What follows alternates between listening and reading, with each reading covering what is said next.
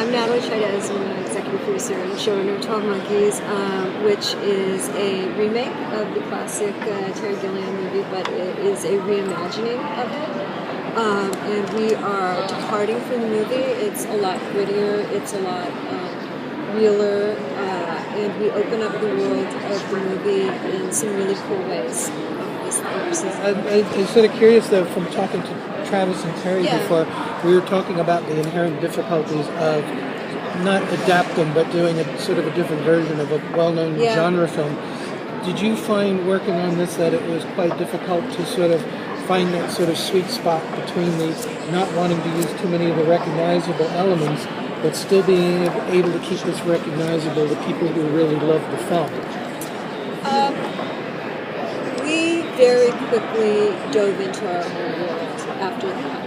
And, one of the pleasures of being able to do a series as opposed to a movie is you have time. And you have the ability to go places that the movie did not have time to go. So when you watch the original movie and you see Bruce Willis's world, and you're like, wow, that looks really cool, like that prison and stuff. We as a series are able to open that up and visit those places. And so we very, very quickly left behind servicing, and I don't think, Terry Travis, who wrote the pilot, wrote the pilot, it wasn't a 12 Monkeys adaptation when they wrote it, it was sort of retrofitted into that. So I think we, very quickly have moved beyond that in a good way and into a lot of exciting places that the movie just doesn't have time to take because it's just so short. Terry and Travis were talking about, moving it away from being a dissertation on sanity. Yeah. And it sounds more like Cole is maybe a little bit on a hero's journey or a redemption journey. Is there still some, exploration of sanity, or is that kind of moved away?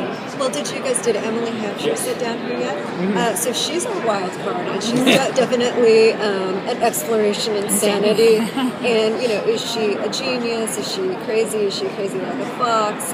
Is she good? Is she bad? Is she one of the monkeys? Is she going to, help with the plague, stop the plague? So her character is really the part of the show that we get to explore those same issues.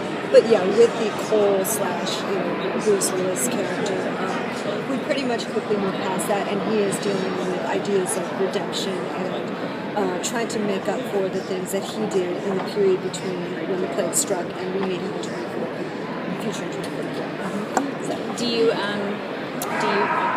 find that, as they were talking to us about how complicated it all gets with the time travel, how is this for you as trying to navigate this as a showrunner? I have refereed many a time travel fight between Terry and Travis. I tried that gin, whatever it is.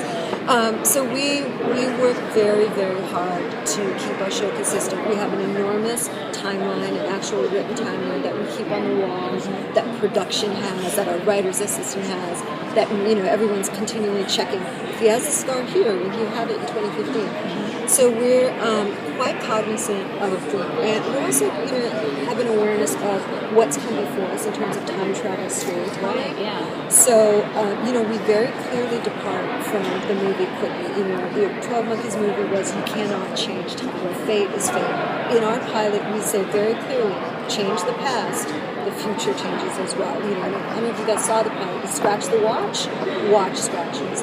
The cool thing about our show is that we're discovering those time travel rules as we go along the series. Our characters are, as they're moving through it. In the pilot there, Cole has a theory. His theory is, if I shoot alien bones, if I shoot the villain, I will stop the plague. It's like, if I could go back and shoot Hitler, I would stop World War II. Is that proven true? No, he goes back and shoots him, and he's still there. So we have to regroup as characters and say, what now? What we thought about time travel isn't true because it's the first time they have a time machine. Nobody knows how it works. So I think it's really exciting that we're discovering that, we the audience, hopefully not we the writers. The audience is discovering that along with the characters, the rules of time travel. We have an idea, we the writers do have an idea of where we want it ultimately to go time travel was, but we really want it to be a journey. So. Did you guys shoot you guys shot in Detroit?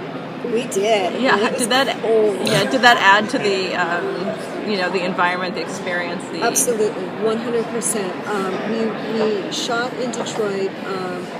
which for those of you guys who haven't visited, there's quite a lot of dilapidated buildings, abandoned buildings, and indeed feels very post-apocalyptic part of it, which is really sad for the city, but really great for production design. And I think it gave us a look, it gave us a feel, because the parts of our show that are set in the future are a world in which, 7 billion people have died, in which 98% of the population is gone. And when you're in Detroit and you see the grandeur of the architecture and no one in it, it really gives you an achy, haunting feeling. Some of it which made it on screen, some of which was left on the floor. But I think the whole experience of shooting there and to immerse ourselves in locations that feel post-apocalyptic contributed greatly. Now you have 13 episodes. Is it a self-contained season, or does it kind of end with a little bit of an opening to a possible season 2? Well, the guys and I are breaking the finale as we speak. So we are definitely launching a really kick-ass second season and arguing amongst ourselves about exactly which scene is going to do that. So yes, it's serialized, but is it going to be stopping the plague every season for 7 years? I don't think so. Are we opening up the show to other mythologies, a bigger mythology for the 12 Monkeys? Have the 12 Monkeys only existed in 2015 or 2043? Probably not. So we're definitely going to open up the show in a bigger way after season 4. You have to, sorry, go ahead. Last night it was mentioned that you have a team in Macedonia. We do. And there's an Ebola outbreak that the team is exposed to. I mean, are you pulling them back out? Or, incredibly. And how does that affect the show in a way that it's kind of almost too real? Yeah, that's a really great question. So right now we have a unit on the ground in Macedonia. We're shooting overseas footage. And indeed, there was an Ebola outbreak in Macedonia while we were shooting. And the irony, I don't know, the opposite of kismet, whatever that is that our art department was putting up posters that said quarantine while they were really putting up quarantine stuff. It's an awful, obviously an awful and horrible, thing that's happening. I do think creatively, it just poses an interesting question for the show of can humanity get a hold of that? Will we be able to really get to that point? So it makes the dramatic concerns for our show, unfortunately, all the more real. I'll follow up on something that Tony asked you just a moment ago about whether or not the first season is self-contained. Do you have to sort of go in with a sort of a long-term mythology on this, and then hopefully in an ideal world sort of move towards it? Yeah. Because if you don't have those sort of markers in place from the beginning, people tend to get the perception that maybe you're sort of making it up as you go along. Absolutely have to have tempos. I've been on some great serialized shows. I did the first season of Heroes. I did Sarah Connor. I did absolutely have to have tempos and know where you're going. With that said, you also have to be flexible to go where someone you cast, they're fantastic, and you say, I want to see more of that character. So while you're heading to the temple, you got to be ready to snake around and lean into whatever comes along. And you have to be ready to pull up tents. What you can't do, and sometimes we get in trouble with storytellers, is to go for a quick, cool plot move that you haven't thought out through and screws you down the line. So a lot of serialized shows, that's how they end. I've done it myself. You get in trouble when you fall in love with a cool scene or a super cool idea.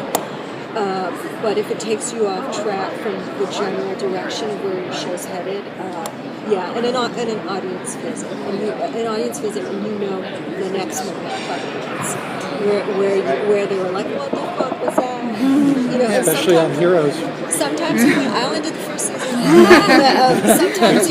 Sometimes you can win them back and show, look, we did know what we were doing. We were in good, safe hands. This is why we did that to them. Sometimes it takes a while. Sometimes you never get them back. So you do have to be really, really careful and serious storytelling. There's a bunch of films made into TV shows now. I mean, there's Fargo, Transporter, Westworld is coming. What do you think is the real appeal of doing this right now, and do you think it's a trend that will stay? Wow, that's a good question. I mean, I think some of it is just marketplace reality and ease of making a sale off a big title. I mean, just most brashly and crudely, it's like it's easier to walk into a room and say Westworld as opposed to me saying, so it's this world and there's robots. Like you've already got a known property that you're trying to sell. Secondly, I think it's a little bit of the balance shift of power between TV and film business right now, in that a lot of great creative people are wanting to work in television because you get to be an auteur, because you get to spend more time with your characters, because an actor like a true Woody Harrelson gets to dig in over 6 months, and the pleasure of having that experience to get to spend with those characters and those stories. So I think part of the shift in drawing feature titles to television is a little bit of the joy of discovery for the Hollywood community, of the pleasures of television storytelling, which wasn't always the case. When I started in the business, it was a little bit like you're a TV writer and then there's feature writers, but those two have really come together and even tilted towards feature people jumping into television, wanting to jump into television. So following on from that, can we ask you what we maybe asked Travis and Terry before? What does this series offer us that either we've not seen before, or maybe you're offering us such an amazing take on it that okay, so this is the best time travel series in the history of television. It's done. Like this, we're handling it in a way that audiences are finally ready. I think there's enough savvy time travel viewers that can follow the stuff, even the stuff that was said in the pilot about paradoxes and raising questions about time loops and stuff like that. I think the audience has become prepared for a series that doesn't talk down to it about time travel, and been prepared by great shows like Lost, and we did 10 12 seasons, stuff like that. So I think we have to offer that. I think we have to offer a great, epic, emotional journey, and just the fluidity and the ability to jump from time period to time period and follow the relationship of two people as they try to fight this epic battle together. So all that, and we got a cool time machine. Really cool time machine. Well, obviously, I think audiences have been ready, as you said, with some of those shows, but networks are scared of how invested an audience has to be. So, and most of the time they enforce upon you kind of an episodic kind of way of telling it. Is sci-fi just saying, hey, let's just give this a chance with you guys? 2 parts. Okay, first of all, sci-fi has been amazing in their support. They've let us do what we want. They have not challenged us at all in how challenging our storytelling is and ambitious our storytelling, jumping from period to period. Society. And I think they really are trying to return to just great classic science fiction, like The Child's End, with 12 Monkeys. So they've been great creative partners. In terms of serialized storytelling, I think the pendulum has swung back the other way because of binge watching. Because all of us will sit down and watch 6 episodes of Fargo at a time. The way we watch is different, so the way that they buy and the way that they know people are watching is different. So even a few years ago, where the mandate was standalone episodes, which is an episode that can just be watched unconnected, now the buyers, the networks are much more okay with shows that are completely serialized, because I think the audience really dig that level of engagement. I mean, they like it. That's just the way that we're watching television.